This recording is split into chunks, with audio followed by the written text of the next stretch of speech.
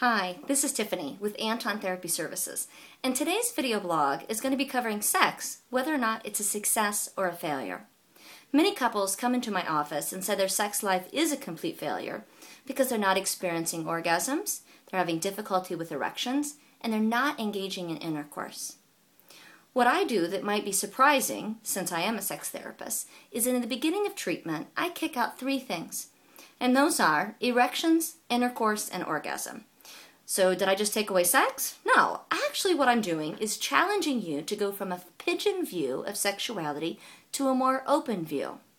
If you define successful sex as those 3 things, the erection, intercourse, and orgasm, you will be disappointed and feel like a failure, because not every time does that happen. Yet when you incorporate the 3 things that I suggest, it often leads to a lot of success. And those 3 things are desire, pleasure, and satisfaction. The desire aspect isn't so much the beginning part of our relationships when we're feeling lustful and easily aroused. Instead, it's more, I desire to share myself with my partner. I desire to see pleasure and happiness on their face. So when we shift from desire being lustful into that of desiring to share and be with your partner, you tend to be more open to receiving and giving sexual touch. And that's the second part, which is pleasure. And this is full body pleasure. That pleasure isn't reliant upon whether or not you have an orgasm or if you have an erection. What it is reliant upon is you using your whole body in a reciprocal, open, caring manner. Lastly, it is satisfaction. And so, sure, it feels good when you have an orgasm, yet, again, it does not equal satisfaction.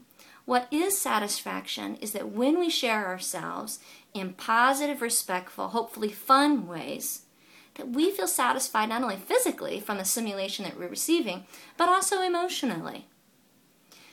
Even the best of lovers can have bad sex 15% of the time. So if I'm sitting here saying you can't really fail at sex if you're focused on the desire, pleasure, and satisfaction, how can people then have bad sex? Well, let's think about what happens in our life. One night you go out and you have a big meal of Mexican.